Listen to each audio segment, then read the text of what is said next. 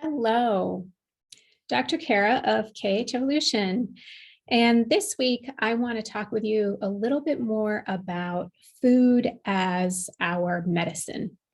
So, with a background in natural health and have studied all sorts of different diets and nutrition supplements and herbals and using homeopathy and of course, looking at the nutritional content of many foods, I wanted to talk to you about the frequency of foods because uh, what I see out in the world and in the public eye is this constant search for the best diet. I can't tell you how many times I've been asked, what's the best nutrition supplement line, or what's the best multivitamin, or what's the best diet for health or longevity or for wellness. And my answer is always, it's complicated. And that is true, but it's also very simple. And the truth of the matter is that ultimately the best diet is the one that resonates with you at that moment in time.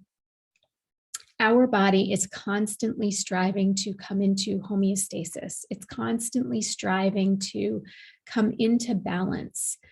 Our endocrine glands are constantly working on our behalf to keep communication open. Our organs and organ systems are constantly trying to get along and work together as a unified team. Our energy system is constantly striving to be open and in flow. And certainly our emotions, our neurotransmitters, we are striving to be joyful and happy and heart-centered in all of our beings and doings. And so ultimately, what we need or what is best for our body in any given moment really comes down to frequency. It comes down to what is the frequency or vibration of your particular organ or organ systems, or any endocrine glands or anything else that I've mentioned. And so in any given moment, if there is a stressor on the body, for example, allergies,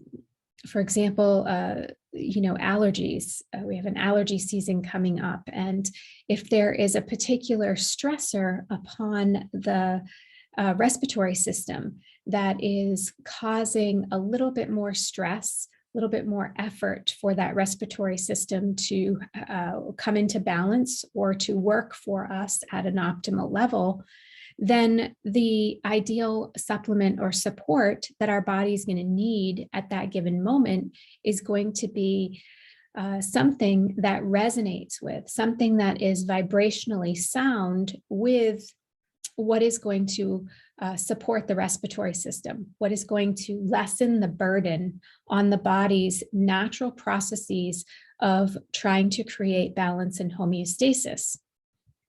So in any given day or part of the day, our bodily needs from food is probably going to change and shift.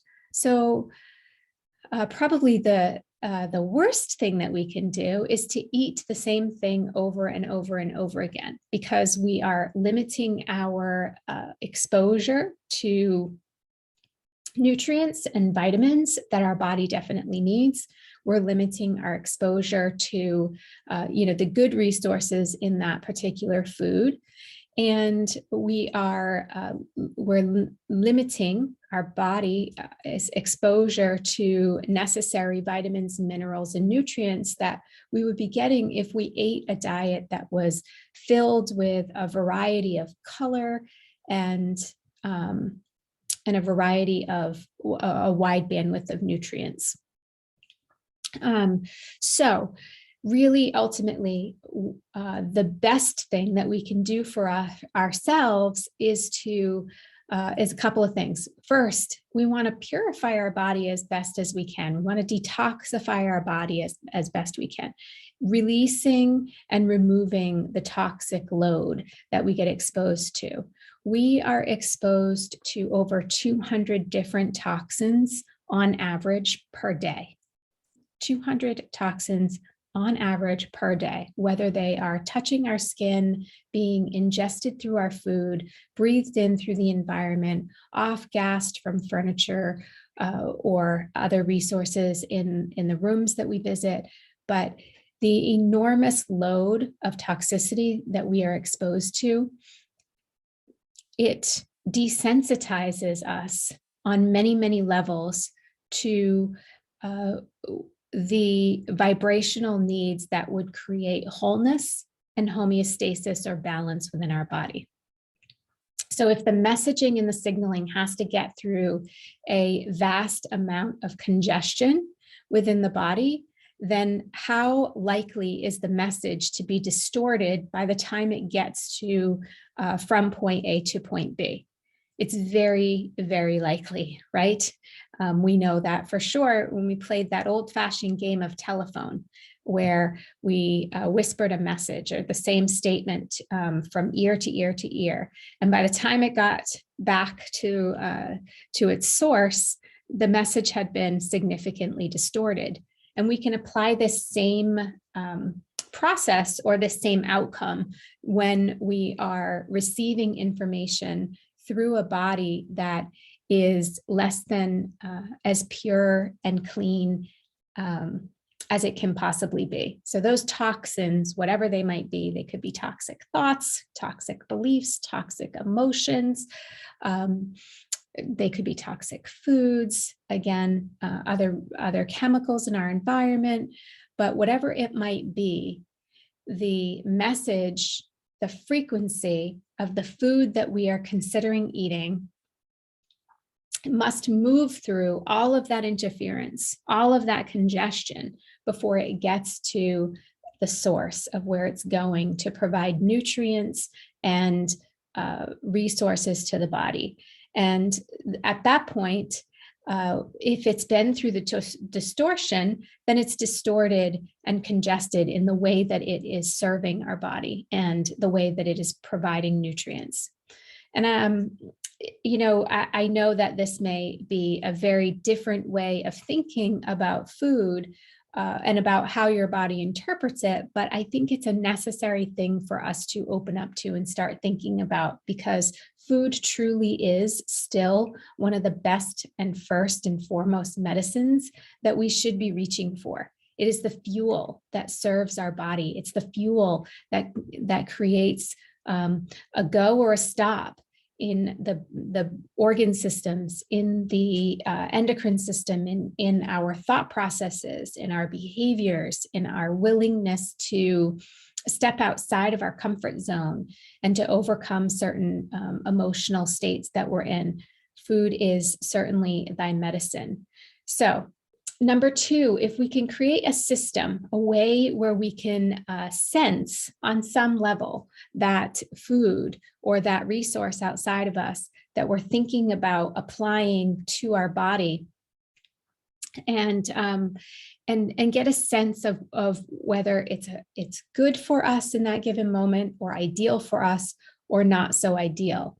It can oftentimes, what I found client after client after client, it can really make a determination of whether a client has a flare-up of a chronic situation, whether they have a histamine response, whether they don't, whether they have digestion issues or they don't, whether they're sleeping or not. And so to be able to tap in to the innards of your body, to be able to tap into that message system, that system of truth that you hold within you, and understand what it's communicating to you and how it's communicating with the outside resource, which in this conversation, we're talking about food. We are so far ahead of our ability to be able to create and build wellness and stability within our body.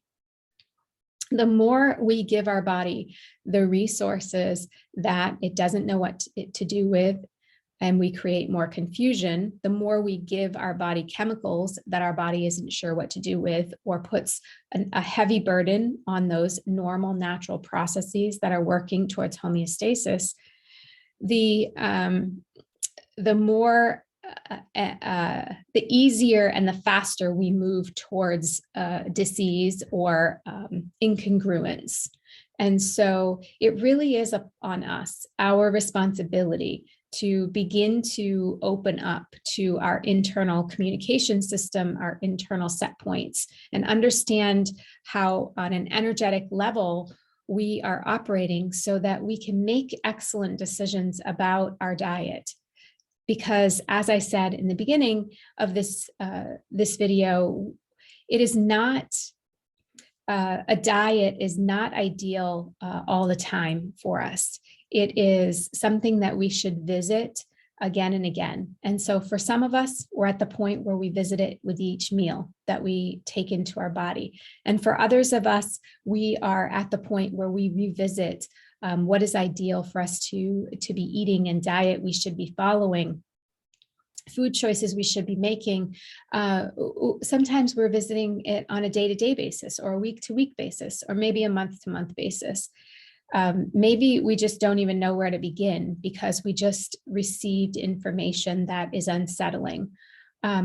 Either way, it doesn't matter. What matters is that the best diet, the best choice is the one that resonates with you, that is in vibrational congruence with your body, its organs, its glands, all of its cells, and the food itself. And so there is no ideal, perfect diet. But there are ideal foods at ideal times for your body, for my body. And it's up to us to really figure that out. It's up to us to develop a system. And I can tell you from years of experience that these systems are easy and simple.